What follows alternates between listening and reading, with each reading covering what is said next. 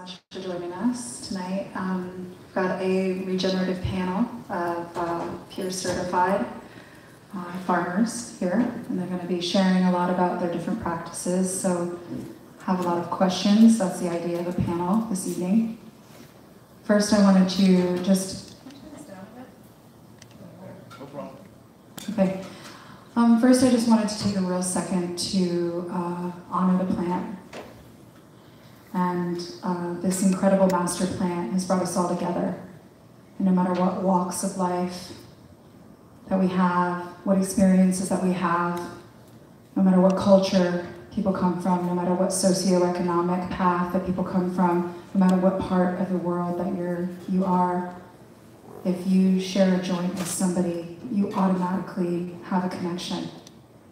And this plant has given us not only community and connectedness and a higher ability for education, but it's also given us a higher intelligence to make better decisions. It's given us the ability to move above and beyond what is happening in the world today, this sort of paradigm that keeps us down. So just a really big blessing for the plant and bring us all together this evening. So awesome. I think that we're just going to start out this evening and go down from Joel and each one of these amazing people here on the panel. We're going to tell us a little bit about what they do. So go ahead, Joel, you can start it off. So we have a farm in southwest British Columbia. It's our second year on the land, and yeah, we felt really called to do regenerative practices. The land, when we got there, had been completely logged. Debris was kind of all over the place, and bare land, no buildings, none of that. So we've just been kind of doing it slowly. It's our second year on the land, and slowly remediating soil and bringing in plant species to indigenous medicinal species, encouraging the existing indigenous species to thrive, because we have some invasive species, notably Himalayan blackberries. And we really feel it's important to invite back the insects, invite back the amphibians, give all our wildlife an opportunity to flourish. And we've actually seen it on the land. We have wolves, bears, cougars, and beaver living in our pond, which is sometimes a bit, a logistical nightmare, but it's pretty cool nonetheless. Good evening, I'm Craig, Alpenglow Farms, and we're in 25 years, and my wife and I purchased a property about 16 years ago. It was logging land that is homesteaded out. In California in general, we've had Proposition 215 for over 22 years, so we didn't really know how we could scale and how we could function and stay within the guidelines of the law. It was really cloudy. So we weren't really able to just come out and get our roots in the ground immediately. So we had our legacy garden, I call it, which was vegetables and food mixed with some cannabis, but then the sheriff would fly over and on the radio say, yeah, when we see a farm and we see there's 50, 100 plants in the front yard, we know it's medical. I'd have to run to the store and go get some more pots and plants and scale overnight. So now that we have the regulations and now that we have permits in place, we can start dumping out those smart pots and getting all of our roots in the ground and building some permanent infrastructure within our gardens. I'm going to keep it because you kind of know what we all stand for. So I'm going to leave some of that out and just carry it on. And then I more so, for me, I want to address some of the things I'm seeing in the industry, how it's about to explode here in Canada, and offer some guidelines or some thoughts that we've been doing. Because 3 years ago, when folks were dropping bulldozer blades in Humboldt County to keep up with falling prices, we didn't do any of that. We scaled back and we looked at how we could find markets and shelf space, and how we could unify with a small group of farmers and maybe even our community and bring up strategic relationships. Because I wanted to farm, I didn't want to start an extraction company. I didn't want to start a distribution company. But I wanted to keep my regenerative values to go beyond the gate and keep that going on and have my message of my farm delivered to the final customer or patient or extension of our family in the end. You know, these folks that have been buying our cannabis on the white market, we have some folks that have been at it for, you know, they've been supporting us for 3 years, and through Instagram we can have this direct connection as well, and that's a whole other story I'd like to share. But for the moment I'm going to pass it on. It's myself, my wife, and we have 2 daughters that we're raising, and kind of our mission statement is we have a farm in southern Humboldt, and we're practicing the fine art of raising a family and a garden. And I have 2 daughters that are 9 and 12. Thank you. Big ups to the family. I'm Kaya Paul, Pacific Northwest roots. I'm like an hour south of Seattle in Washington, and actually got my start in like '95 in Bellingham, where I was going to college and was smuggling a lot of this good herb from Vancouver back then. We developed through, got to do more work and learn more about the plant through the medical program in Washington. And I got to work with doctors and naturopaths developing ways to help patients and to develop strains and open access. We did a lot of lobbying. Excuse me. I should go back just a little bit because family is super important, and it kind of brings it back to like, why are we doing this? So when I first got into growing and smuggling, it was to pay for college and make money. And I have 3 youth now and a beautiful wife, and we have a little farm. And it's become much more than just that. As we went through the medical program, I lost my father to cancer, and I learned a tremendous amount from that, and it started to guide my life. And that meant that I moved. I bought a farm. I wanted to grow my own food. And not just the cannabis, but the food, and it's kind of a total evolution. Like you think of holistic ways of growing and interacting with your environments. I think we're trying to incorporate that into not just our business, but our lives and how we do that, right? We're just trying to survive, work with the plant. It's taking care of us. We want to take care of it. We want to take care of our families and do it in a sustainable way, in a regenerative way, so that down the road, the IP that we develop, the strains that we develop, it doesn't just take care of us, but takes care of our kids. And they learn a new way to survive on this planet that's healthy. And the plan is to promote our mental health, our physical health, and our spiritual health as well. So trying to carry that through. And at times with all of the changing dynamics of how we earn, be it black market, gray market, and now some in the white market, that can be a struggle. It can be a struggle to hold on to your roots. It can be a struggle to hold on to your objectives. There's all kinds of sparkly things and ideas, and being able to maintain your direction and together figuring out what that direction is for us. How do we survive? How does our culture survive this onslaught? And together and through conferences like this and through sharing best practices and through supporting each other in all these different manners is how we're going to progress into that future. I've had experience after the medical. Now we've moved into recreational and kind of ran that course, and there's lots of lessons that we can share. If we can share them tonight, if you have questions, business modeling, that kind of things. I'm happy to share my successes and my failures.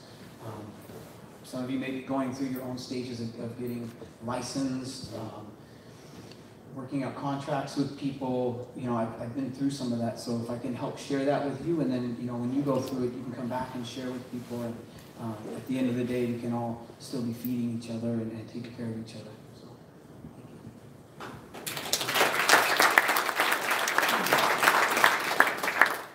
It's cool here, and the family. It's kind of goes back for me too. So I started growing herb in Portland, Oregon, a long time ago, and as I started to learn more about the plant and organics and how the world worked, and I started reading about farming and to making some money so I could start thinking about these things. And I met a girl who's now we're married, and I wanted to farm, and so, you know, just kind of real quick, we moved out to Minnesota, and I vegetable farmed with her on her parents' property for 4 years, and learned a ton about, you know, the environment. I grew greenhouse tomatoes with aquaponics and microgreens and super hot peppers to chefs. And it was really cool. I learned a ton about environmental control. I learned a ton about aquaponics. I learned about how to market myself to these chefs and kind of work through that market. And then weed became legal again in my home state of Washington. So I got married in August, and in January I packed up my shit and 2 lights, 2 plants, and moved back to Washington. $2,000. I had a free lease for 6 months and started growing again, and got, you know, I grew indoor too, so I went right back into indoors, no-till beds. Did that up in Ferndale, Washington, and I now live in Bellingham, Washington. I'm kind of getting around slowly, but they killed medical marijuana. You got to talk about that a little bit. So I was operating under the medical marijuana scene. I was in a number of stores, doing really well. I had people that were employed, felt really good, with a good family life, and they just kind of quashed that thing. And so I had to go out and buy a license to go into this. It was really expensive, and so there's a lot on the line. And then we bought property, and that was really expensive. So there's a lot on the line. And so that's what I do. I live with my family. We have a son. It's really cool. He can't go in the garden until he's 21 years old.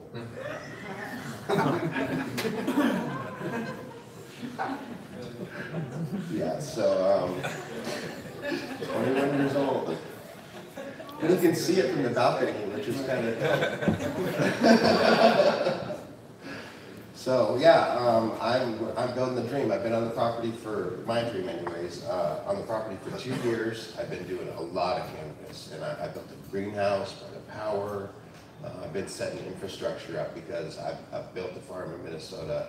I've built indoor warehouses, multiple. I've done a lot of building, and I'm fucking tired. So I'm trying to build this thing that's going to sustain me through the long term. And the way I chose to do it was to start with some of the hard infrastructure.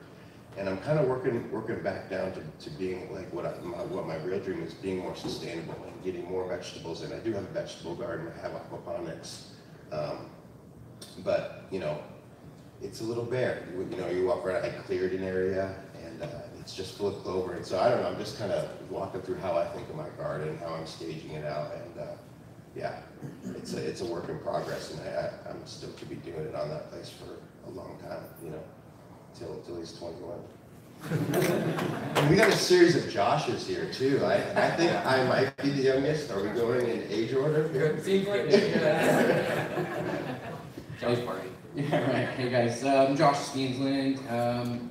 I'm with Freshwater Farms, and I started cultivating in '97 when I got out of the Marine Corps, and never turned back. It was one of those things.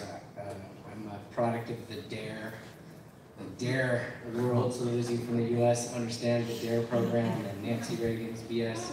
So I didn't really get introduced to cannabis until I was in the Marines, and so about halfway through, I was stationed in Puerto Rico, and obviously cannabis is really easy to obtain there, and I immediately recognized the medicinal benefit for me. I quit drinking and just started smoking, and I spent my last 2 years plotting my escape of the Marines, and I get out and start growing, and that's exactly what I did.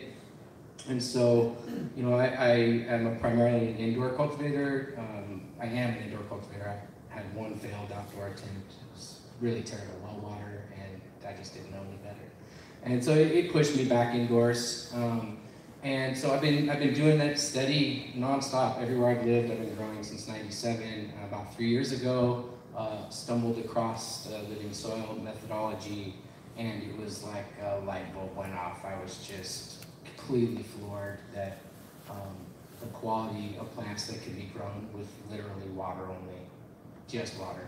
And the idea of that really stuck. And so I've kind of developed a minimalist methodology with this, and over the past 3 years in my home grow, I've kind of taken this kind of really hands-off approach. I know a lot of people like to talk about how good the gardener's shadow is to the garden. And I think that there's some truth to that. I think that speaks to the observation that needs to happen. But I don't believe that there needs to be a lot of meddling.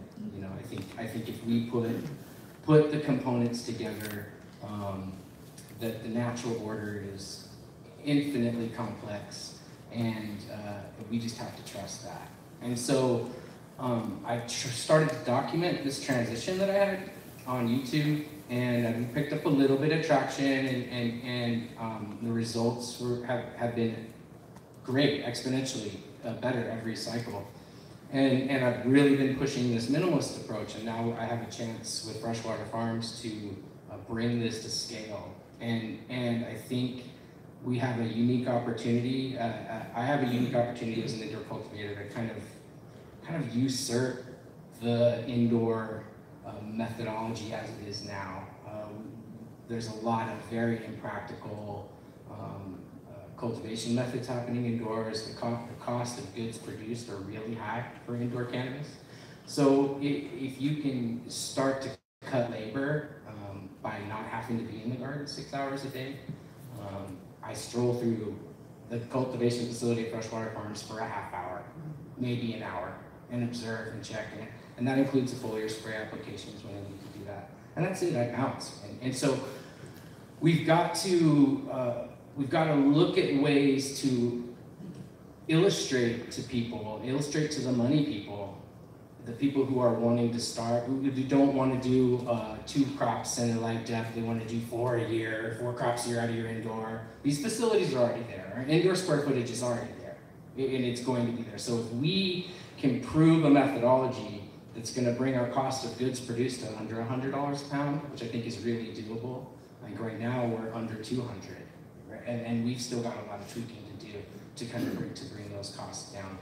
So if we can prove to people, the people that are coming into the industry now and looking to shape it, we can prove to them that this is a viable way of cultivating indoors, and you can do it in a fashion that's a net positive, right? And I think one of the big things when I was asked to participate in this was like, man, I'm an indoor cultivator coming to speak to a bunch of regenerative guys, and I know that deep down inside there's people being like, yeah, indoor is not regenerative, right? But I think we can get there. We can look at our net negatives, and look at our net positives, and if we can come out with a positive in the end, then we've got a really strong case for other people to emulate this process, and we can take an indoor operation and feel good about it. I can rest my head knowing that we're heading down a path that's going to potentially, change the way indoor cultivation is happening across the board. The price of cannabis plummeting,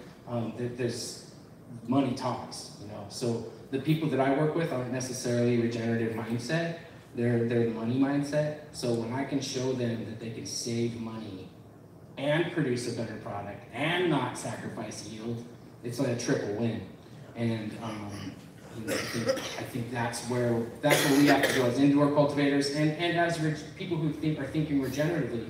We don't want to get caught in this kind of idealist mindset. Like, you don't have a homestead and you're not living 100% off the grid, then I don't want to hear what you got to say. It's not fair.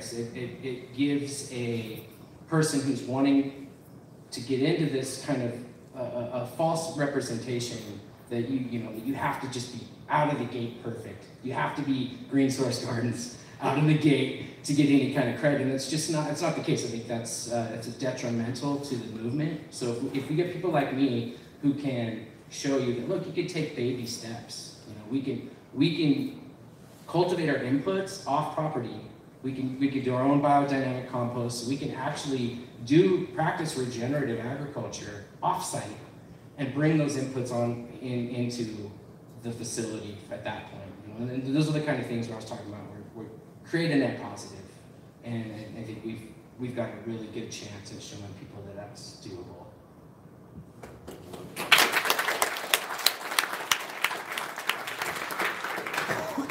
So yeah, thank you for that. I appreciate it, and I think it's really powerful that we have people from California, Oregon, Washington, British Columbia. It's a representation of how we all share, we all work together, we have the ability to talk about our successes, our failures, the hard things that we have to exist, and I think it's really, really powerful, and I really appreciate everyone sharing their story. It's really important.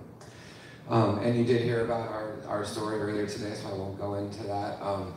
And we will open it up to questions soon. I just want to talk about the peer certification, because this is the peer certified panel, and these farmers and Josh, and both Joshes are coming into this right now, still new and everything, but we recognize the work that you've been doing, and just like what Josh Steensland here was saying was, you know, we are a major part of the regenerative agriculture movement and regenerative cannabis. Our farm won the first regenerative cannabis farm award in California at the Emerald Cup, along with 2 other peer certified farms, and now for 3 years there's been a regenerative farm cup, and all of the winners are all peer certified.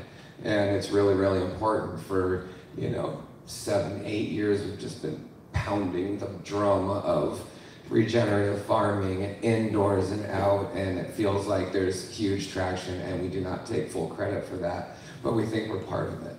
And so we're enhancing that by bringing in the collective, and now we have the ability to talk about what it looks like to work together. And so yeah, we're really beginning to become a commodity. And so that's kind of what I wanted to talk about briefly, was to talk about in British Columbia, in Canada, we're dealing with all these licensed producers, and we're dealing with all these corporate entities that really are coming in and putting carrots in front of our face and saying that if you don't join us, then you're basically meaningless and you're not going to go anywhere. And that's kind of true in a way, because if you're a micro cultivator, you have to work with a licensed producer. And if you don't like your licensed producer, it's not sacred. It's not sacred commerce. And so we believe that if we stay with our morals and our values, we're going to be like plant roots, and we're going to be exudates, and we're going to attract other people that are like-minded, that want to support us. And so we're all microbial people, or microbial bodies. And so we're attracting microbes, we're attracting human beings, and people that want to make a difference. And that's all we care about. So thank you so much once again, and I maybe will ask a couple questions to you all, and then open it up to questions. Did you have something to say? No. I'm sorry about my voice. It's kind of like, that's I think that I just wanted to touch really briefly. First of all, as a woman cultivator in this industry, I feel like, and there's lots of women cultivators in this industry, but we're not necessarily out there in the forefront. And so I'm calling all women cultivators. There's a lot of amazing growers out there, and women that are part of this community. So I think that's important to say. And just like Josh had just said, I think that now is the time. There's no better time. Right now. We've got to get our shit together. And we've got to start joining together. And we've got to start helping each other. And when there's a pathogen in your neighbor's garden, you need to help them, because their healthy garden is your healthy garden.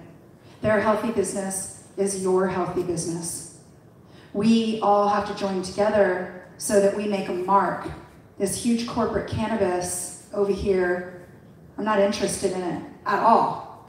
I would rather be growing carrots if I would have to join that. But since we made that decision that that's not the way that we're going to go, and we never really have involving cannabis at all, we have this ability to go this way. This is what it looks like, and this is what it looks like in here. All of us can be a part of this. Everybody can join in, just like Josh was saying, Josh Steensland here. It doesn't have to be that all of a sudden you are on a farm and you've got every single closed loop necessary. What you saw today on those slides from mine and Josh's farm is 10, 11 years of work. It's not instant. But if we can do a little bit at a time, and we can all impress each other, and we can all join together, then we've really got something. We've got collective bargaining. We've got collective power. We've got collective marketplace. And I think that that's really important in moving forward. And one thing that we really didn't realize was that when we took a bird's eye view from the peer certified farmers, we realized that we are the largest yielding organic, high quality cannabis in the world. And not only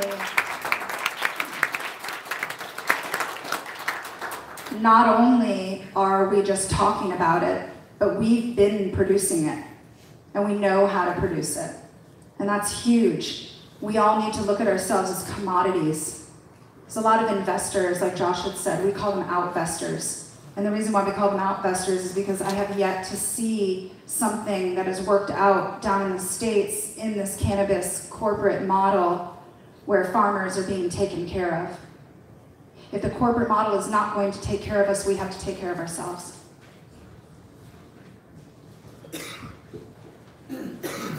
So, yes, give thanks to that, and it's really important. And maybe, Joel, you can tell us a little bit about the Cascadia Agricultural Co-op and some of the reasons why a co-op is a good model and something to think about for farms. Yeah, thanks, Josh.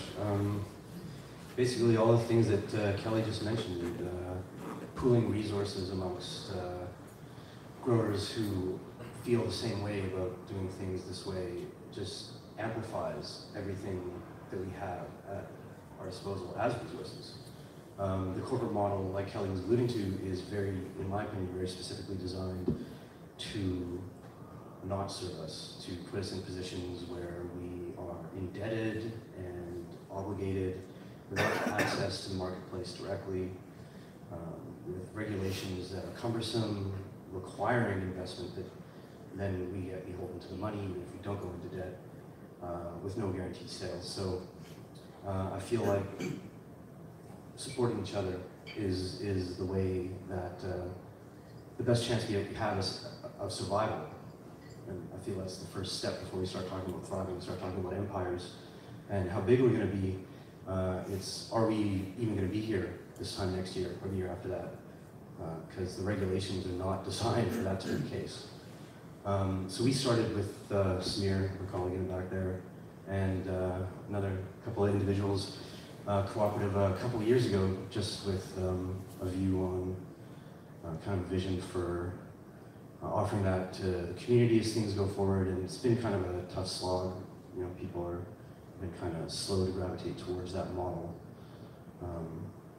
But more and more we're seeing the need for it, really seeing the need for it. Yeah, I feel that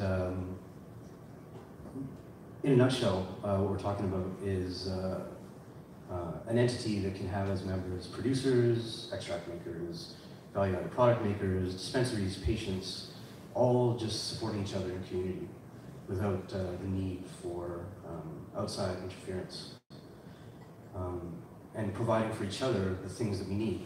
When it comes to certain logistical things, that could even be down to making sure that all of us in the growing community, all of us in the various aspects of chemistry have food on our plates, clothes on our backs, and roofs over our heads. There's a lot of upheaval going on in British Columbia, as I'm sure many of you know, and across Canada in this sector of the industry, and you don't really hear about it very much in the media.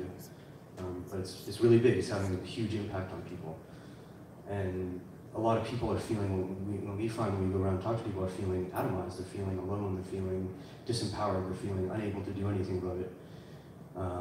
And we feel that community really can bring people together and help people feel, not just help people feel, but actually provide the reality that you're not alone and you have support. And there is a loving community out there that is actually interested in supporting itself and each other for something more than just money. And that's one of the key things. It's not about making a lot of money. And the money can be there, for sure. But the motivation is not so much that. And we feel it has a lot of power. So we've done a couple talks here in British Columbia, and we've been talking to Josh and Kelly quite a bit about this. And we are kind of wrapping things up as well very shortly. And hoping to kind of provide a vehicle, or it's a combination of things as well. A lot of other people have now started to come to this realization, so people are really getting interested in forming their own regional organizations and so on and so forth. So we just feel that community is really supportive and loving energy, and we hope to help bring that to the community. Maybe Craig, you could talk about how the certification, how the community has helped you as a business, and what are some of the things in your zone that you find are difficult, and some of the ways in Canada we talked about licensed producers are the producers and also distributors. In California, you have to link with the distributor in order to get your product out. What's that like for you? And what are some of the thoughts that go into that?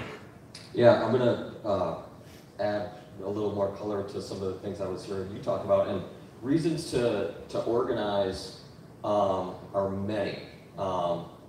One is, now that we're not in the traditional market, instead of black market, we'll call it the traditional market. Back then we could collude.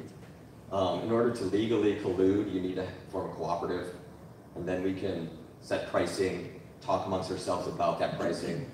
Really, really important. As our group, we have so much value. Across the street, we'll talk about what they're doing. They're looking at evaluations of their company, how much they think they're going to be worth, how much smoke and mirrors they have with their booth space, who they can take out to lunch. Most of us probably own our farms, we own our genetics, we're damn near free and clear. So what is our evaluation of this group? It's massive. It's massive. Because if we take all this potential, and if we just take 60 farms, 10 years experience, do the math on that, 600 years of experience? Yeah, is that, we're gonna do those numbers. Right? So you start adding all that together, and then you throw in the synergy of a family type situation, and the momentum just keeps building. But some of the things in California, we've had to align with distribution companies, and some distribution companies came to our regions and brought a lot of smoke and mirrors. So, a couple weeks or months before a fundraising event that they would need to go to, we'd come through and sign, what our horsepower is, what permits we have, and so forth, so they could go, fundraise on our story, on our image, on our genetics. And we quickly realized that didn't so much want to be a part of that. So instead of aligning with one distribution company that we feel is going to do it all for us, like we're talking about this corporate model, I'm kind of thinking about pouring concrete or sending a package, and I needed to get from A to B. What 5 companies am I going to look at? Who's going to give me the best offer? And who's going to be there when I need them to be there today, and to get it to the retail space? And what I've done is gone around the distribution companies, and I'm trying to build retail relationships. And not only that, but take time to build a customer base through Instagram, so those customers can start going into retail spaces and asking for DEM Pure Farms and Alpenglow, so forth. So really just trying to get the message to the consumer to answer 3 questions: who, where, and how their cannabis is grown. And then when you align with that, don't have that message go beyond your gate. So we can do all that, have those ethics and values, but have it aligned with everyone through the supply chain. The van coming up to the farms, let's try to have it, if it's making a pass up, in our area it's the 101, get other farms' product on that van to bring efficiencies, but help organize that. Don't wait for someone to do that. Don't wait for distribution company X to say, okay, well, we're going to come pick up and it's going to be $500 because you only have 10 pounds and it's going south. Take the lead and start having these strategic conversations and building what you want it to be. Don't wait for someone to show up and do it for you. And that makes me go into even the regulatory path. We were too scared to go out when they were talking about all this in Sacramento, that's our state capital, to have these laws put into pen to paper.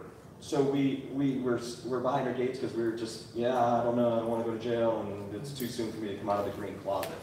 So now we're having to rewrite these laws and amendments and build relationships with governors and congressmen and senators. And part of that cooperative group would have lobbyists, and those lobbyists would start building those relationships, because I necessarily don't have time to get off my farm to go to Sacramento all the time. So you're going to need to have some budget or some fundraising ability to have someone in those key locations to let you know, hey, once or twice a year, we're going to rally the farmers. There's going to be a call to action, and then we all go as a farmer base. But at the moment, let one or two people do a lot of that lobby work for you. I think I'll stop there. Because we're up here and there's a wealth of knowledge, we just wanted to open it up to any questions that anybody had here. And all of us have different views and different ideas, and like I was saying before, no need to have dogma in growing. If you're doing it in a healthy, regenerative way, and you're putting your best foot forward, then there's going to be a lot of different ways to do it. So does anybody in the audience have a question? Yeah, go ahead. Actually, a question for Craig. So when you're talking about dealing with regulators and sort of governments and sort of lobbying events, are you guys extending sort of offers or opportunities to come to cultural events? I mean, I'll pick, let's say, Emerald just as a well-known one. Are there events to reach out, whether it's municipal, state government officials, to sort of, whether it's from cooperatives or sort of not-for-profits, I'm not sure what organization structure you have, but are you sort of regularly engaging in those sort of things, or how are you going about making those contacts? Yeah, well, it started initially, I'll give you just a little bit of story on it. It started with one of our farmers, Sunshine Johnson, Sunbolt Grown. She was mentioned in an article. And then a lobbyist approached her and said, hey, you guys should form a group. And so we formed SHC Alliance, Southern Humboldt County Alliance. Just a group of farmers were meeting, you know, in a location in town. And we were bringing a lot of synergy, and then we realized, you know, this maybe should be bigger, and that formed, we voted in, it was a year ago, November 9th, to rename it International Cannabis Farmers Association. So we started that. And then that starts getting a little murky because you need to fund something like that in those positions.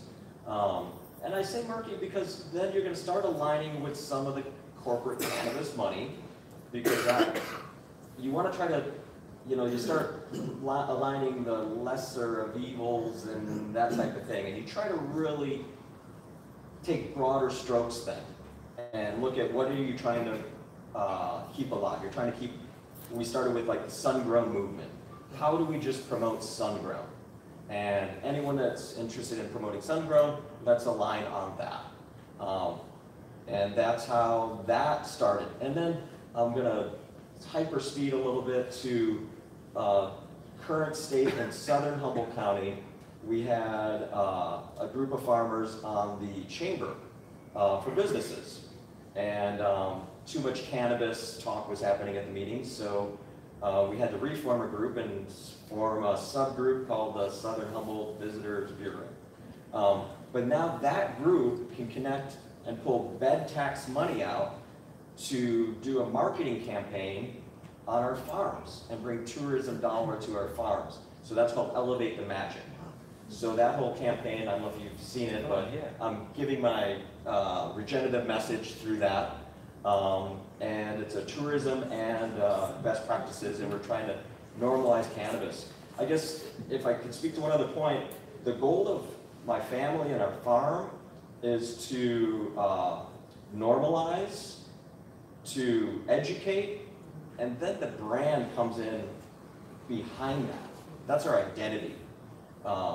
So we don't really have to promote a brand. People are asking for it because they see us in all these other spaces. And then you get all, like last month we were in 3 magazines that we paid no advertising dollar for, but we had a message that was really interesting. And that comes from the DEM peer messaging. Every single one of these articles goes back to our DEM peer statements and mission, And sometimes it's a whole page written up on it, sometimes it's just a minor mention. But having this group message is really important, and I need to drop the mic to give someone else. I'm talking too much. Any other questions? Yeah. What is the first step in getting DEM Pure certified? So if a farmer was interested in the States, in Canada, wherever, what's the first step they take? The first step that they take is to go to the DEMpurefarms.com website. And there's a list of different regenerative practices and closed loops. The Pure certification is really based off of land use and also respect and integrity for the plant, and respect and integrity for your community, and respect and integrity for your workers and your farm, and to have a clean product in the end.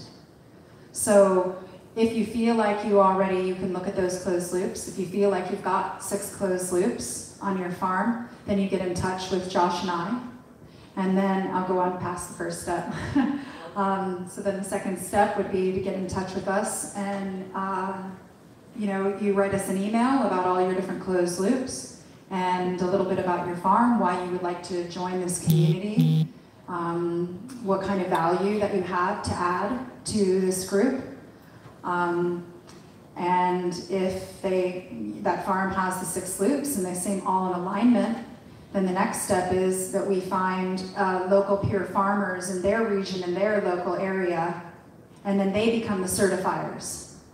So it's peer reviewed, it's peer monitored, and it's peer energy out the whole way through. So that it's not like some kind of a person coming in from another certification that really doesn't know what kind of farm that you may have or what kind of practices that you've had in the past. But the interesting thing about Pure certification is that it's your neighbors that are coming over to Pure certify you, and they know exactly what you did in 1996. And they know exactly what you did in 2001, because these are our community members. So then they go over to the farm, and a lot of times it's just 1 or 2 certifiers that really have to go to the farm. But what it's been turning out is a Sunday afternoon, and everybody brings lunch, and it turns into a big party with a whole bunch of exchange of information and a lot of doobies. And then in that time, there's a whole lot of planning on how that community can move forward and what kind of outlets that they have for their flowers, and all of a sudden there's an immediate connection. So that's how the certification. In that phone call and with the people that come by, making sure that you have your soil tests and that you're fully aware of your water tests. You're totally aware of all the inputs that you come in. So it's almost like this lifestyle choice. Partly you're just like, oh, okay, yeah, no, you're right. I have to, because we can't rely on Omri. We can't rely on even organic products. At times have changed, and maybe they've been bought by Monsanto or the Hawthorne group, and someone in our group knew about it like the day it happened, so we automatically stopped using all it. It's really important to us, and we initially started this it's free at the moment, because, and there's no plans to change that unless we want to organize and make ourselves, different in a sense. But right now it's free because of the recognition, if that's a word, that farms are having problems. It's enough to just exist right now. It's enough to have to come up with a brand. It's enough to have to do all this licensure. Why do they have to pay someone like us to come in and say, oh yeah, what you're doing is totally sweet? So we wanted to go way beyond that, because we have very little energy in just with USDA, and that's why we decided to create the magical 6 loops, because that just shows that you are integrating yourself. It shows that you're creating permaculture. Maybe you're using biodynamics. Maybe you're learning. It's like this constant evolution. It's this life work, and so it becomes really exciting. And so that's another reason why it's more powerful. It's free because that's more powerful. Because you have integrity following you. You have the whole community following you. If we've had maybe 1 or 2 farms, we don't allow BHO. We never did, and it was a stance, and it was kind of like a big deal for some farmers, and it kind of sucks when farms are really awesome, but they do BHO and they can't be Pure certified. But oh well, you can't support that. And so we have found that farms really show up with their integrity. And if they did do BHO, it's 20 minutes later, we have 15 DMs on what the hell's going on here. I just saw this. There is no actually running from it. So it's a really beautiful thing. And now we are able to work together. So I would add too that there's so many financial barriers to entry that another certification that you're worried about. In California, we have the water board inspection, we have the fish and wildlife inspection, we have the county inspection. How many more inspections do you need? We meet the water board inspection, or the fish and wildlife, that carries right over. We're rain catchment, we're forbearing from our creeks and springs and our groundwater.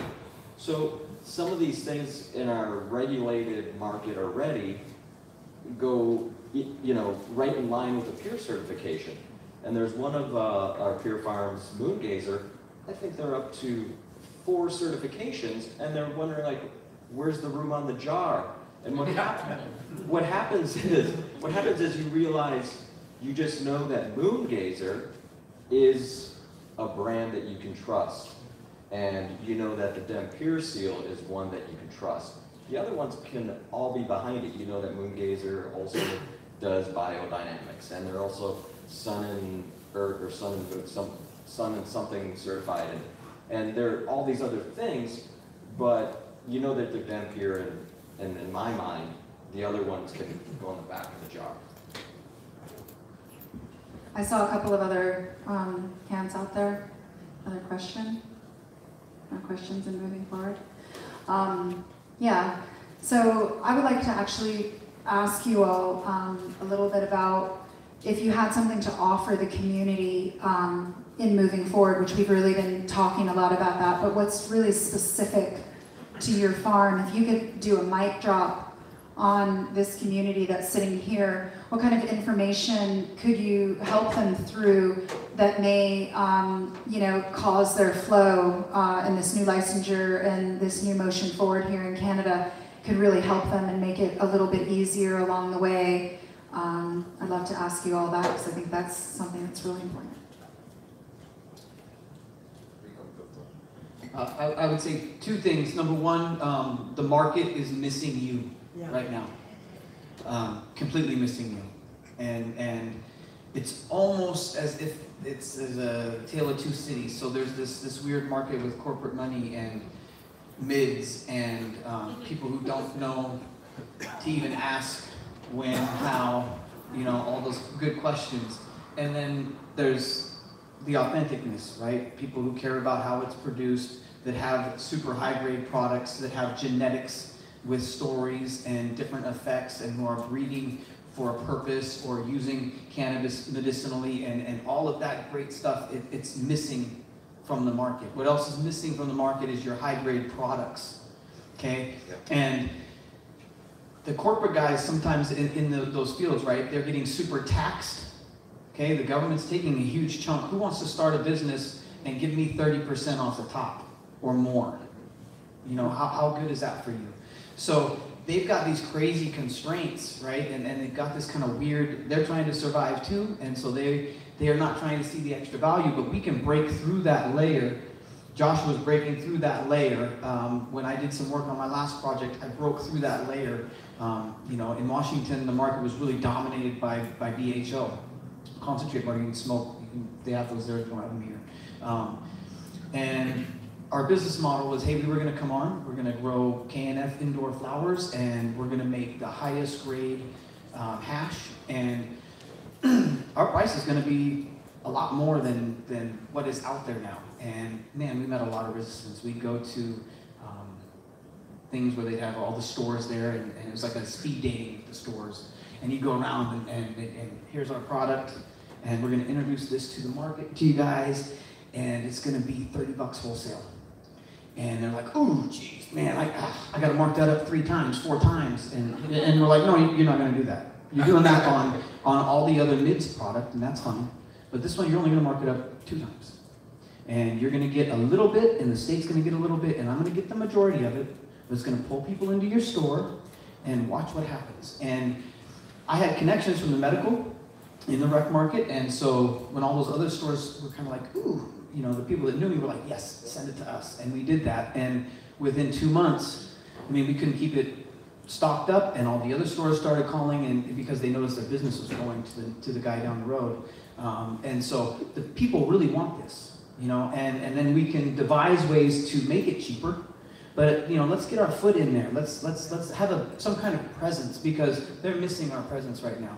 And kind of tied into that, right? We know how to do this kind of stuff. This is your IP. I'd never heard IP. Never heard of it. 2-3 years ago, people started talking about IP. I'm like, IP too. IP standing up. But struggling to kind of understand what that is and how to protect it. You heard the bug lady up here talking about that. She was very concerned about protecting her IP, and I can relate. But what is your IP? And how do you protect it? And understand that your IP is your growing methodologies, you know, and sharing best practices. And you know, you guys have incredibly detailed stuff. When you become DEM certified, you know, they open up the books, and wow, you can do this many, this kind of propagation with aloe, and you know, they help you a lot. And now you've kind of got a blueprint, right? That's great IP. But what else is IP is your story, and your story, and your story. And, you know, Craig's family story and the incredible history on his farm, that's part of your IP. And you know what? Nobody can take it from you. Don't you dare sell it, okay? Because it's becoming more valuable. We've kind of felt a little bit, it's me, I feel this extreme amount of pressure, because there was a gap from the medical market in Washington in its heyday. It was incredible. It had developed and turned into this, this wonderful thing. And, lost my chain of thought. It's a market. Beautiful medical market.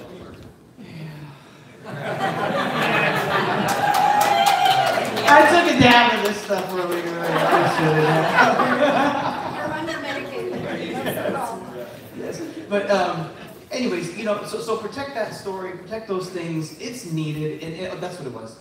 It's getting more valuable. So I was under pressure. Medical was here, and it was at the peak, and they stopped us. And we tried to go down and lobby. The lobbyists wouldn't even take our money. We were blackballed.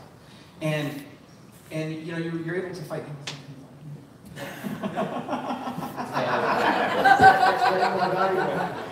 So it is. Thank you. Thanks so much. I felt super pressured. Okay, and I had my own thing. I had my seed thing going, and I didn't even need to get into that. But man, I felt pressure. I'm going to get swept under the rug. My product, my label has been missing for 2 years, 3 years. When are they going to forget about me? When do I become obsolete? So I get this pressure, right? And you see other people, they're taking off, and whoo, man, I better get on that quick, you know? And then you may compromise or take a shortcut.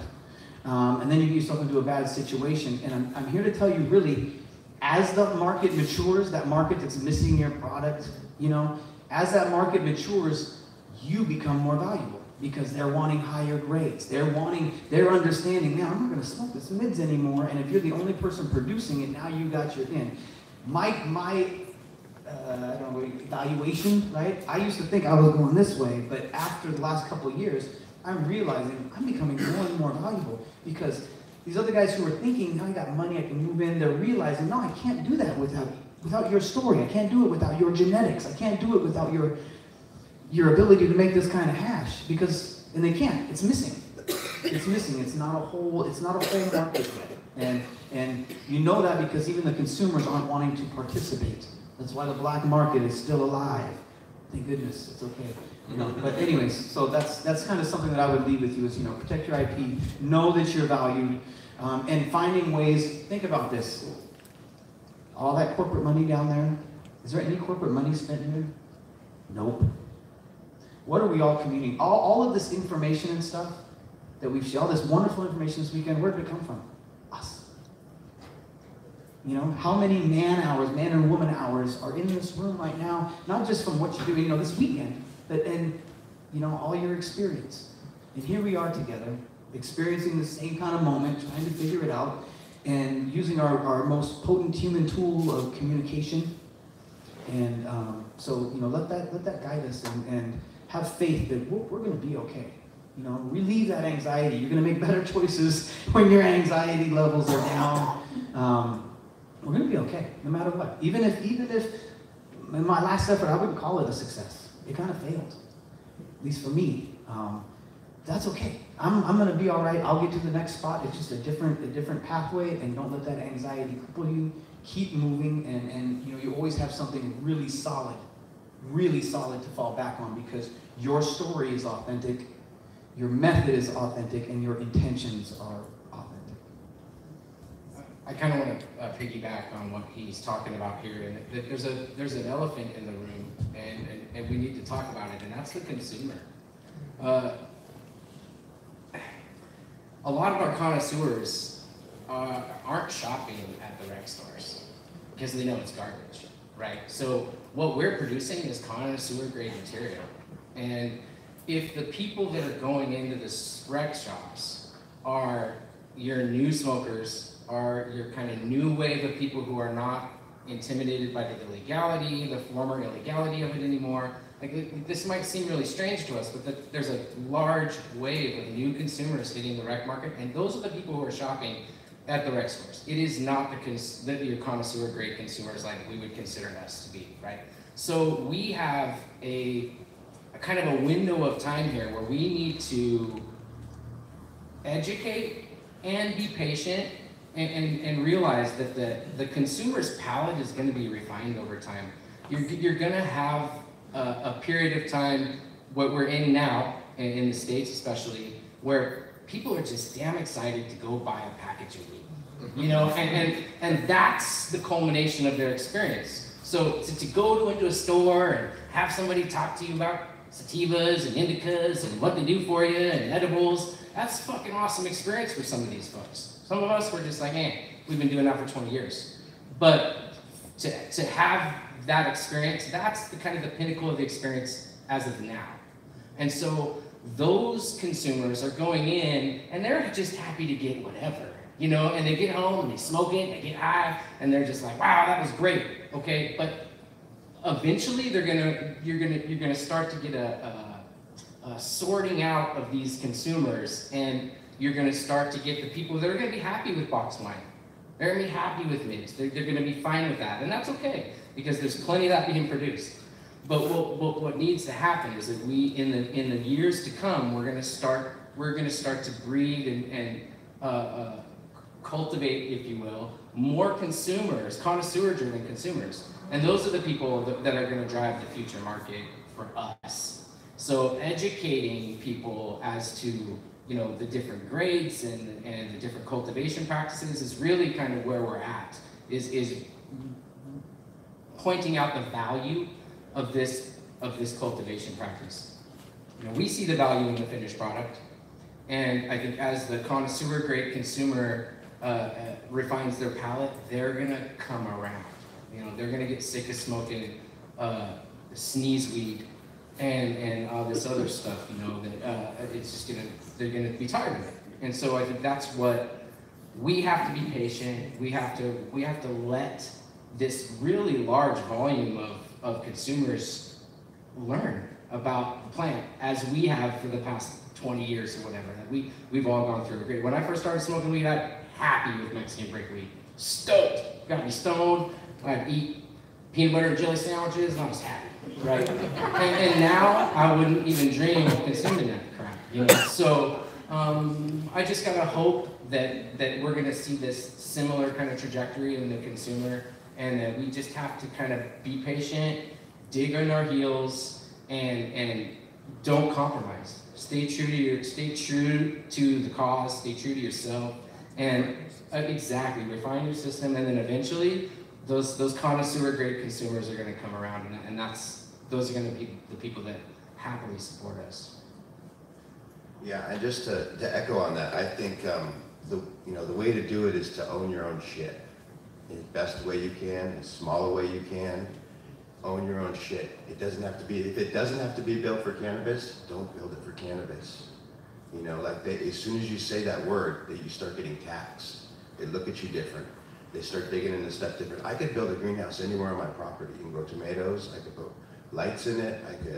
Nobody gives a what, you know. But as soon as I say cannabis, it's like, oh, you know what? Is there heat in there? Are there lights in there? Well, if there is, that's an indoor grow environment, and we have a tax on the smell, because cannabis is toxic smell. And we'll charge you $15,000 a year. And so my garden is an acre garden outdoors with a 30 by 100 greenhouse. If I tell them I turn the heat on, they want me to pay $15,000 for that greenhouse inside of the outdoor garden. Meanwhile, my neighbors, I'm in a dairy community, every fall and spring, what do? They suck out their silage pits and they start spraying that shit all over the fields, and I smell it. And I know that if I'm smelling cow shit, that is in my nose. It's a particulate. And it's not good for me. I had the conversation with this lady. That is protected under the Farm Bill because it's an agricultural product and the right to farm. And I do have some respect for that, honestly. Not that I want to have cow shit in my nose. But cannabis is not, it's not that. But in my state, it's not classified as agriculture. And so, I think that it's a long game. In my state, we're in the same state. You aren't, but you grow in Oregon. The market isn't there. They don't appreciate what I have. I haven't found the ability to do that. So my long-term game is that I own my property. All I got to pay is my mortgage. Maybe I have to pay my license fees, but I just got to grow a little weed to do that.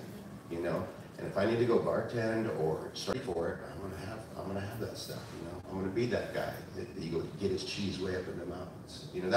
That's my dream, and I encourage people that can be your dream, and you don't have to dive in and sign up with these guys. And it's fear, it's straight up is fear. I bought a license for $75,000 out of fear.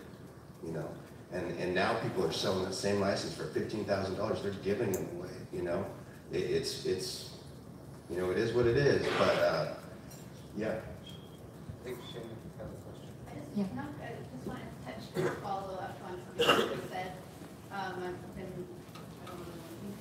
an organic food producer since about 2001. And at that time, it was kind of similar where there was this conventional agriculture and then organic food started now is a huge market. And I think it's going to be the same thing. It's just a matter of time. And Washington State is actually starting to do a good job talking about this stuff. And some of the folks are kind of sticking their neck out there because they're on the pesticide thing, but it's going to come all the way around, And then we got good reporters in our paper and the Stranger talking about this stuff and bringing issue and And you're working with organic standards. We're actually making organic standards, yeah. So I was on the advisory board, and this is a cool thing that's going all the way down the West Coast. So we're working out an cannabis organic certification, and it's going to be it'll meet the national organic standards in the U.S.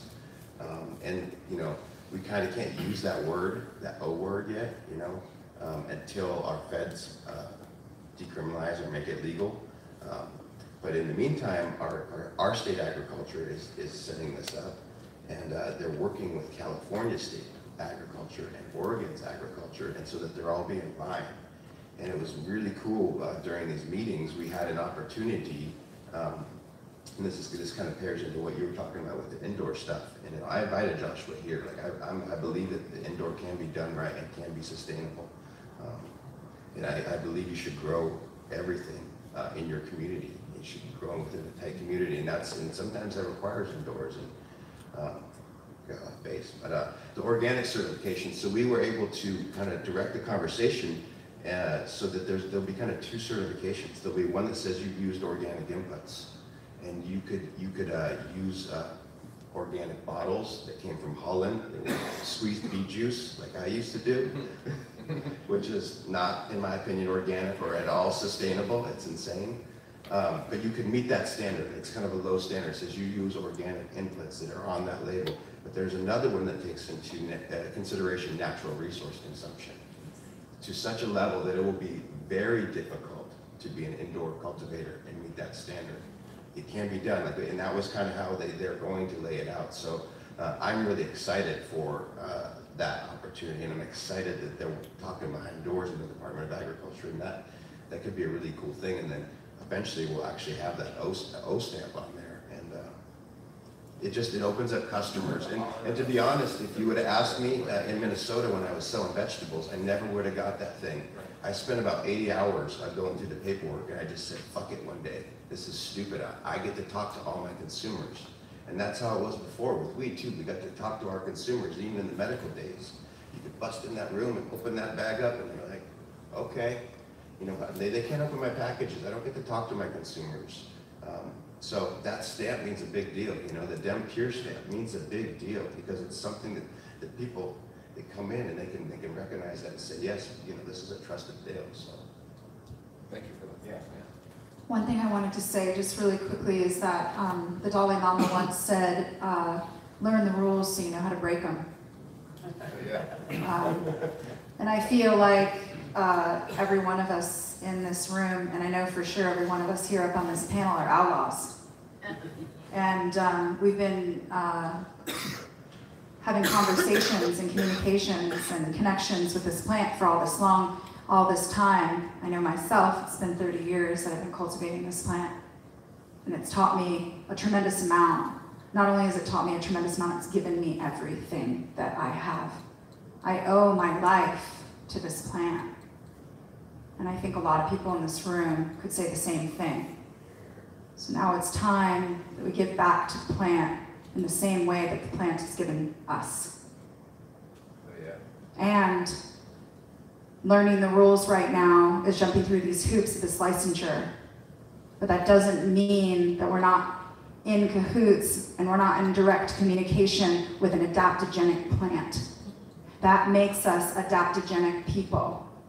That makes us have ability to learn the rules, to know how to break them.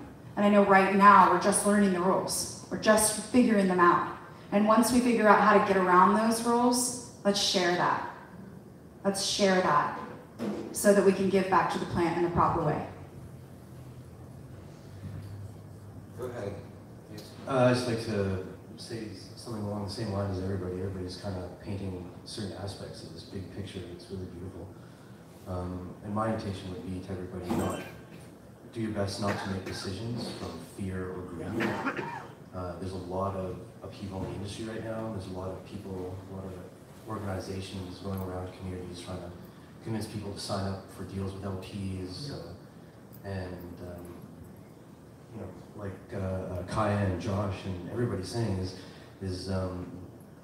we have the value. I mean, look at what's happening here with not just product shortages, but the quality of the product and the infrastructure that they've put money into that they've put themselves behind the 8 ball a little bit that way. You know, spending hundreds of millions of dollars on infrastructure that is not going to produce the quality that we're able to produce. They need mechanized systems. They need all kinds of stuff. You know, they'd have to employ so many people per square foot that their profits would go below a threshold that would be acceptable to their large investors. So I would really invite everybody not to make rush decisions based on fear and greed, and really look in your community for that support in the time being, and come together and stick together. They want us to feel atomized. They want us to feel like they're our only option, and that this system is our only option, and it's not. And that means doing some things to kind of encourage changes to happen, and that's okay. I would definitely not encourage fighting the system, fighting the government. That doesn't work out very happily. But just creating the community. And when you create the community, then those people that are drawn to the community come to it. And that creates some inertia that is impossible to ignore. And some of the things that we've had insight to in our just various dealings with people on the corporate side and corporate side of everything, I have a little bit of a background in politics and business, is that, and I feel it's very important to at least be aware that this is a possibility. The system is specifically designed to set up for the microgrowers to steward our IP into the industry. The Cannabis Act makes a distinction between illicit and illicit cannabis. And our strains. And strains, exactly. Our strains, our seeds, you know, our networks. And there's a lot of money being charged out there right now. We got to build infrastructure. We need money for that. We're behind the 8 ball, and we can't survive. So once we don't, you know, getting people going, small, medium producers going out of business in this environment, all our IP is just sitting there for them to take, pennies on the dollar. And that's what they're counting on, in my opinion, to add value to their company. So I really invite people not to make decisions based on fear and greed, and really look to the community for support in this. And like Kai's saying, realize your value, and your value will increase, because these problems in their side of the industry are not going to go away. You know? Make them want us. Yeah, exactly. I think there was one question though, really quick. Can I add Oh, just go ahead. real quickly to that? Go through the question, sorry. It's all good. It's all good. Can we speed up here? Anyway, Andrew. It's almost 8:40. Oh shit. 420 times 2. Kelly, you had mentioned earlier about the pillars. Of the DEM certification. In regards to the different integrities involved for the land, for the plant, and you also mentioned people. Someone else, I think it was Kaya, who mentioned another group of this community is the consumer. And one that I think of that just came to mind is another group of people who, in quote unquote the traditional black market growing and whatnot, the outlaw gardens, there's a huge seasonal helping hands. What does regenerative farming look at with post-production and trimmers? How does it look at machine trim? Because a lot of the things I've learned today and a lot of the focus has been using regenerative agriculture to lower costs on inputs, to lower costs for the farmer, looking for other opportunities for growth in vegetables, mushrooms, all sorts of things. But it makes me think about that traditional group of migrant farm workers that, you know, at least on this west coast of North America, has always been a part of our community. What does regenerative look at that? Does it change in the time of post-production? Is it really quick? Just an ideas on that. Yeah, I could say something really quick, which is most of the farms that we're going to see are the crews are getting small. You know, it's a reality. I mean, the downside, the whole day of trimmers and trimmigrants and thing, it's less. Yeah. Do we encourage it? Yes, we do. Of course we do. I mean, you know, if you can hand trim or go through your weed, you know, then that's the beauty of it. You know, I think the big trim pros are kind of like hemp world, partly. You know what I mean? That's a different thing. As far as our certification, we always ask people to have good cleaning, good food, good water around, healthy environment, you know, good wages that, you know, enable them to move on, that they're not just living in a tent unless they want to, you know, and that can be sweet. But, you know, to have a good area for them, and that's part of the recreational thing now is you have to have like a good growing area and, you know, a place to dry it and everything. So, yeah, I mean, we really encourage the human touch. Yeah, I think what I would have to add is that the most important thing, we definitely touch on workers. It's a big part. We want to make sure that the workers on the farms are being treated fairly and that they want to come back every year. Beautiful thing about the regenerative farms that we work with is every single trimmer and every single worker wants to come back to their farm. And the most important thing is, yes, they are downsizing, but with whatever size that they have, is that fully functional? And functional meaning, is it successful? And that's really important to us. Thank you for asking that, because it is a very important factor, and we do look at it very, very closely. One of the things that come to mind is that's usually what I've seen in other models or quote-unquote corporate models for people to cut costs initially would be to just buy a machine. Rather than where I think that this conference has taught me or got me to look at is cutting costs out of using bottle nutrients, out of regenerative practices and whatnot, and or the huge culture of throwing away your soil after a year and whatnot, and having big delivery trucks come and whatnot. So it's interesting. Thank you very much. And how much labor to move all those beds out. Oh, yeah. You'll cut those sorts of tracking that when you're not doing it. Everyone in this room knows about that labor. I was going to say, like, in my time doing vegetables, I had to learn to farm. And it was different than how I do cannabis in Portland. Yeah, in the basement, for sure. Like I have to work 20 hours a week and make a lot of money. And I think because the money's been so good for a long time, it was good for everybody. We passed it down. And, you know, not that people didn't have to work so hard, but that we didn't have to think like farmers where, you're on, and every step you make that, like, there's a good book on this, The Lean Farmer. Every step you take, make it be intentional. Don't be, Suzanne talked a little bit about, don't be, making your rooms connect and stuff. And, there's a lot to do that and ways to do that. I don't want to talk too much about it, but like, learn to farm. Like I grew 6,000 square feet of canopy myself this year, and I tore it down in 2 days. It was crazy, but like, I didn't have any money. So what do? You farm. You wide-eye it and you go, and it's the reality of what we have to do. It is like, and yeah, take that on, and it's not going to be easy, but in the end we'll get through it, and like they will recognize us, and then we can start paying people again and taking care of people. Like it's a patch we got to. It's what we want to do. You said earlier when you were speaking that you're living the life. At the end of it, you really are living the life. For me, I'm not saying it's not hard. Too. It's very hard. Yeah. But I love it. Yeah, for me too. I'm not in an office building and my hands are in the dirt. Yeah. It's rad. I wanted to just real quickly, I don't want to go on and on, but I did wanted to say that we have an obligation, whether it's your own facility or you're contracted by someone, you have an obligation, as with any relationship that you're in, to set boundaries and be clear about what's fucking non-negotiable, and if you can draw that line in the sand, even contractually if you have to, put it on paper. Like if you want to do this, we're doing this, right? And that includes you're just gonna have to shell out some bucks for hand trimming, and that these are the areas that we will not negotiate, or else I'll take my services elsewhere, and you can grow your $500 pound indoor, and I'll go down the road, and then that's it. I think that's where we can be firm and polite and like, look, if this is just, we're not going to budge on these particular set of issues. That'll get you a long way. Like just drawing that line in the sand. One thing too is I really encourage the trimmers to start collectively organizing themselves. I know that that's already happening down in Northern Cali. I know a group of 11 women that are speed trimmers. They're amazing. They're the Triminators. And they all go together in a van, and they come and they look at your property and they can tell you how many days they can do it in.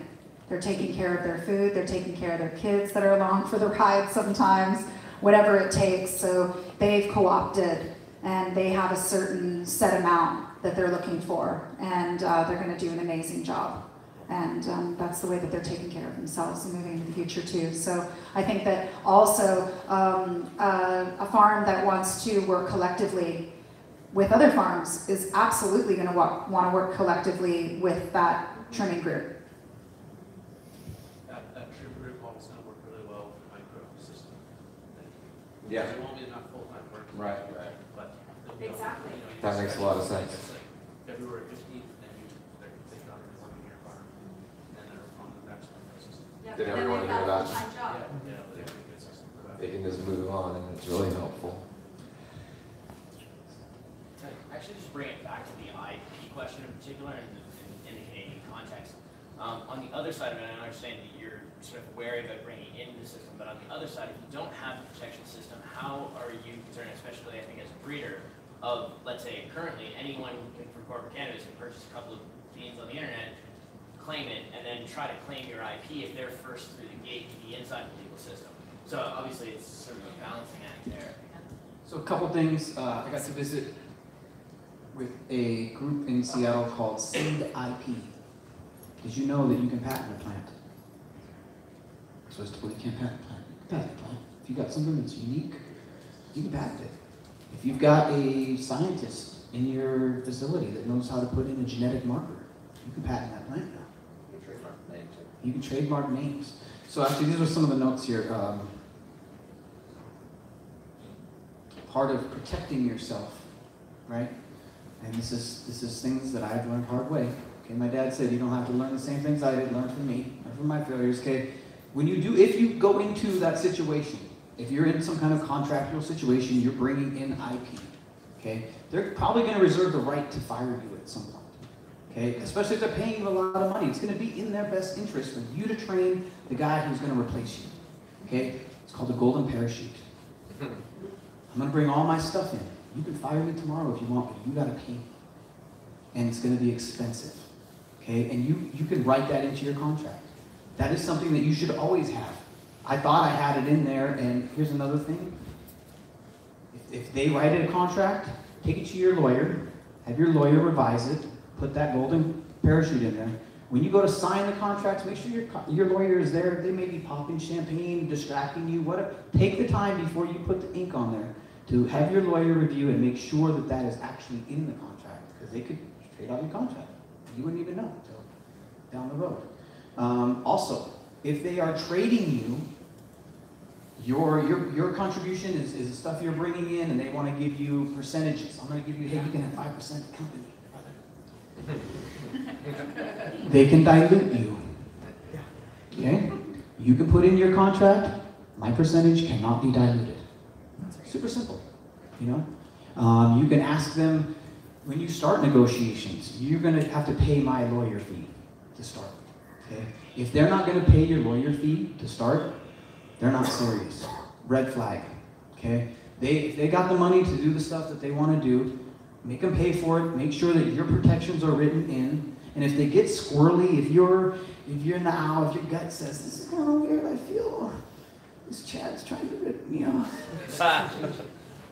It's what kept you alive in the black market. Your intuition told me, don't deal with that guy.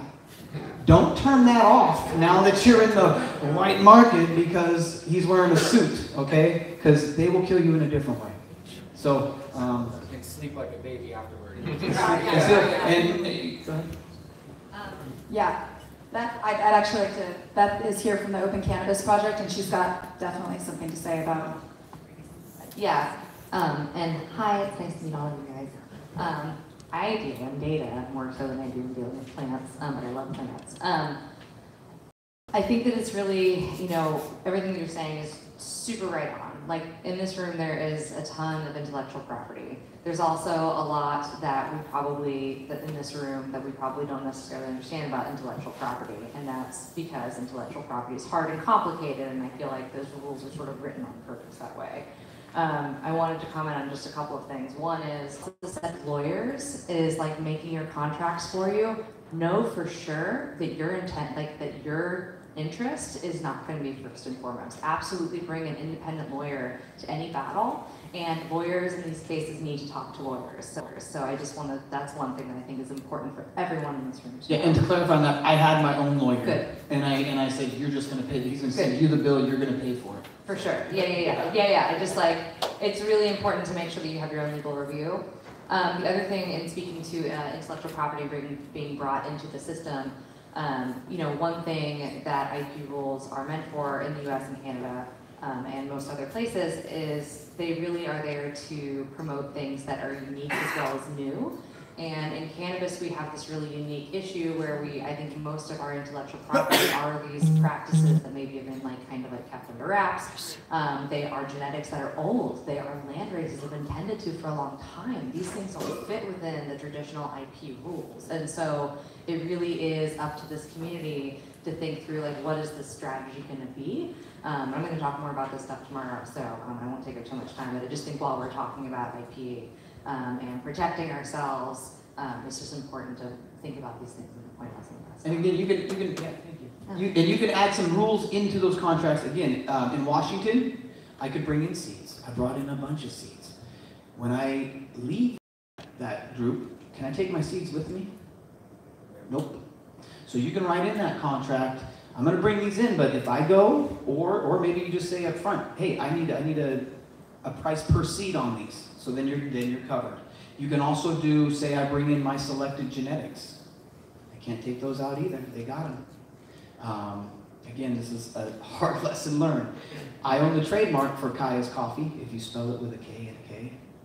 But you can easily just call it Coffee Cake or Kaya's, something, change the lettering, which people have done, okay? But you can write into your contract, before I leave the facility, I get to come and kill these plants. And I've seen it happen in Washington, and I've seen guys protect themselves that way, and it really pissed off the owners, but absolutely have the right to go in there and kill the genetic stock, which is another thing. If you do bring in your seeds or genetic stock, don't take it all in there. Give it to your best friend and your other best friend, and your mom, and that way you got backups. I mean, we've always kind of done that anyways, you know. Again, don't drop your guard. Don't drop your guard. So can they take intellectual property, like say I already put 25 genetics projects, they're not mine specifically, can they jack something I already put into the world, like represent it as my own? Absolutely, unless you patent it. That's where we're at right now. Well, patenting is extremely expensive. 10, 15, 25,000. And then if it's only good for here, you want to patent it in Canada, add another 25. You want to do it in Jamaica, another. So that's very expensive. What I like to think is this. If this guy tries to do my coffee and change the name a little bit, he might get a little traction, but it's my thing, you know? So they can take it and do those things, and the way to protect that's cheaper is to trademark that name. To trade, and those things are, you know, it's a lot cheaper to do. And then, you know, there's that again. My Instagram is my direct communication to the customers, and you can sway a lot of stuff that way. Maybe they don't get away with it, and protect yourself a little bit that way. But you know, there's vulnerabilities that you can't protect yourself from. You know, you can't go in there and protect yourself 100%, but you can cover those bases. And I do think that it's worth looking into patents as growers right now, because the corporate model and the corporate cannabis is patenting our stuff, and we can choose to keep it open. Ben wants to say something. He's a lawyer. I'm sorry, I'm Wait, fine. yeah. Come on up here. So I think that this is a really important conversation and moving forward, and I think that we need to continue having it. And there are organizations and groups that do want to see us keep our genetics, and there are people out there and organizations and foundations that would like to help us patent that. And that's something that we're talking to within the peer certification, because there are people that know that our peer farmers hold a tremendous amount of strains in this world. And they know that we've been holding on to it for over 40 years. And they want to help us move that forward so that we have the ability to keep it open source, rather than it being bastardized or being taken advantage of by another corporate entity. I didn't realize this was going to turn into an IP panel. I would have worn fancier clothes. See the peer certification. Most of you know me as a guy sitting out front. My name is Ben. I am an Oregon lawyer. Before that, I was a Louisiana lawyer. Before that, I did an intellectual property fellowship at Tulane postgrad after receiving a law degree there. So this is very much my milieu. And I do not want to take over this panel because I'm here to learn about what y'all are doing every day. It's a bionic relationship. I think the two things I do want to say are both trademark and patent are significantly more nuanced than we can really completely handle here, right? So patent, when we talk about it being new, useful, and non-obvious, we're talking about specific applications, and we're talking about having the scientific data to really back up and say, well, this is a medical application or this is a technical application. So that's something to be aware of. Likewise with trademark in the US at least, we can't trademark. Excuse me. You can't. That's the root. You can't trademark cannabis directly. You have to go through ancillary products. I mean, some more. Thanks, Dan. So that's something to be aware of, and I think really where that ties into the overall conversation is when you talk about building community and when you talk about identifying who your allies are, when you talk about working with trade groups, you know, that very much applies to your lawyer. That very much applies to the other people who are in your community, who are supporting what you're doing. And another major component of your, you know, a lot of the people who are here, you're working full-time in the industry.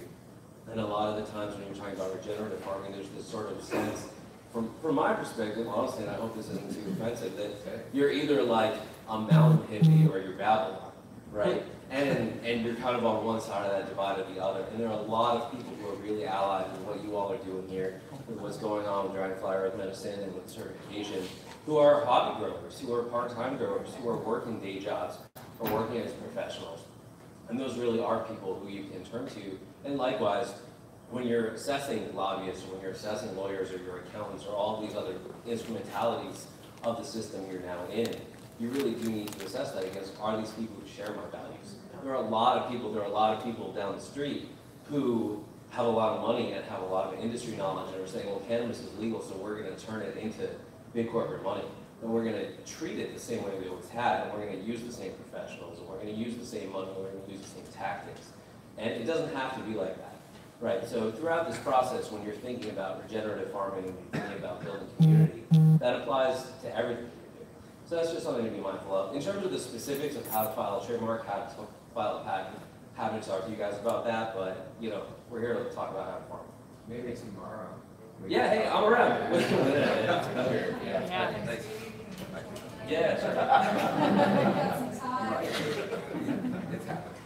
You guys are both hired. You're both hired. You're both hired. I mean, listen, why not? Why don't? If you Get him a sweatshirt. You know, why should we all have to hire, you know, he's got to get his own lawyer to protect his stuff and mine, like, why not make that some kind of resource that we can? And then why hire out to a firm from people that we don't know? That's right. You know, what makes somebody who has these skills in our community is, like, I love this community. What would my life be without it? Am I going to betray you? You know, they're less likely to betray you than the folks who just, they're not in the community. What do they lose? You know? So, and it's supporting people with like minds, and that helps us get further down the road. And that's just, I'm going to piggyback off of that. The collective that we're forming off of the peer certification is absolutely going to include businesses, individuals, extract companies, people that have something to bring to the table, scientists. We are asking for a lot of different entities to be a part of this. And so we're not just going to be peer certified farmers, we're going to be peer certifying individuals and businesses as well. Kelly, I've got one thing about, to give an example of what it looks like with contracts and attorneys. You have 30 farmers get brought into a room with a distribution company or any company that matter, and contracts are laid out. Those 30 farmers at the moment are all independent. They go back, they go to 30 attorneys, they get it reviewed, they bring it back, there's a change, it gets brought back. So there's so much cost involved with that. So it's so important to have it come back to those 30 farmers maybe have 3 attorneys in that cooperative model. And that alone can save you so much. So it's looking at efficiencies, not just on the farm, not just how we're watering, but how we interact with the corporate side of things, which we're gonna have to engage in. And the one thing I've realized in California is cannabis years are different, much different. They're the same as dog years. So it's, what did we do for the year of December? Because that's how quickly it's evolving. And at first I felt I had to go quick out of the gate or I was gonna lose this traction. Now I'm gonna go really slow before I go really fast. I've gained enough traction. People know who we are and what we're about, whether it's DEM peer or our individual farms, feel really comfortable in the space we're operating in. And now it's time to be really, really mindful. Yeah. And hey, we're your friends. We're working towards the same goal. So don't feel like you're gonna get left behind, because you know what, when I get up, first thing I'm gonna do is reach back. I don't wanna be up here by myself. That's right. All boats rise. That's the way we feel. It's the beauty of being together. It's like there's hard times out there, at least we have each other to hang out with, you know. You know, we have this thing going on in Southern Humboldt. There's a 30 to 40% decline on Main Street. Wow. Like, the people that didn't think they had any connection with cannabis are really looking at they're showing up at county meetings going, you guys gotta get these guys their permits. Like, they gotta start just conducting business and quit spending money on consultants and waiting for permits. Yeah. We need to get this flowing, and you know, there's a couple company towns as they're known, like a lumber mill, and they own the town, and everyone works at the mill. Same in our areas for cannabis. Everyone is directly affected by the cannabis, whether they worked at the hardware store or sold boots, or sold insurance, or worked on cars, or it's such a strong industry that has been unrecognized. And now that we're paying taxes at the point we are, we're starting to carry a lot of weight, so it's important to organize on every level, whether it's how you spend your money, whether how you vote. And that's a hard subject for me to talk about because I haven't done that most of my life.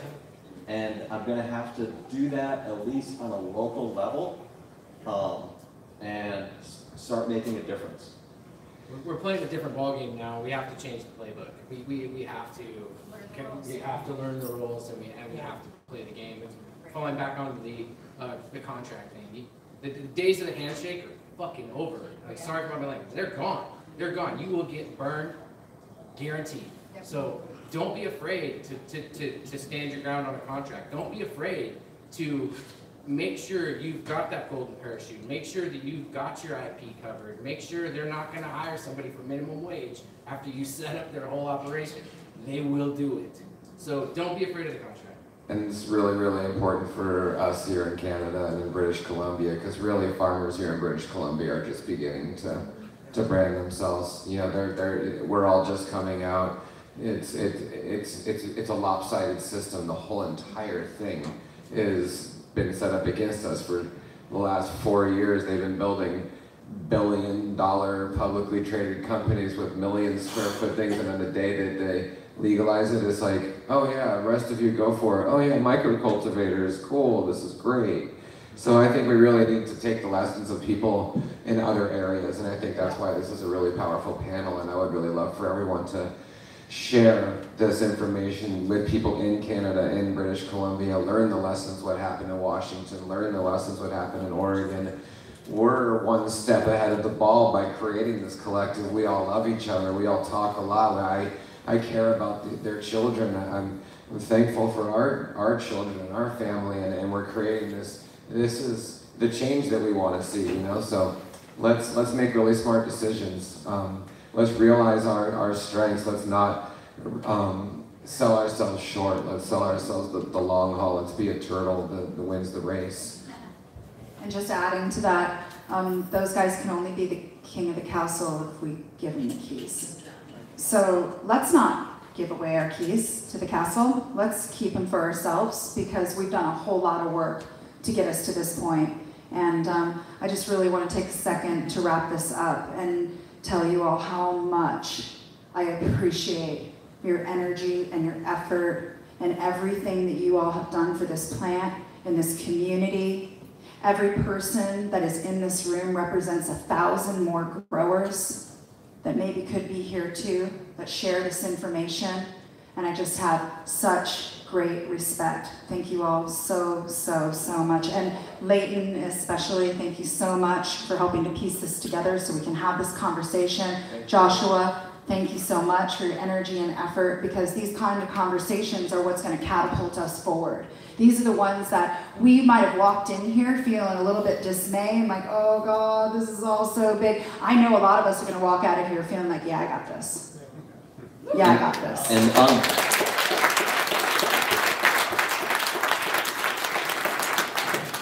on the walkout, as we wrap up, let's all gather and do one lap around the block and just enjoy each other for a moment, the fresh air and the night, good times.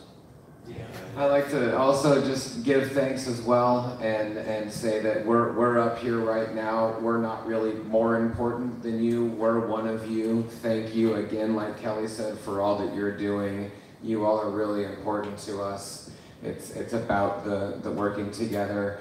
If you don't like the peer certification, make up another one. There should be more people coming together. We should do all we can to encourage coming together. You know, we're embracing everything, and we've created our version. So big love, and I would like to thank the Earth for providing this space, and I feel so dedicated to do all I can to make this a good place to live.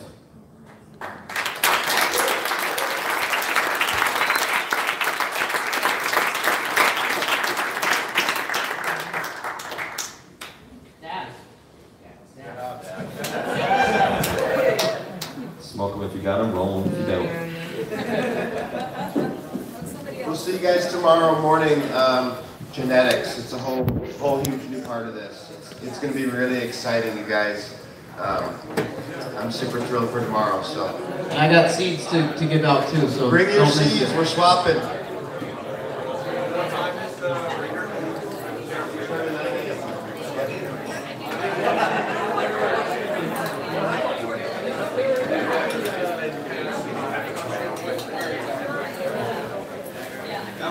That was good. Hey guys!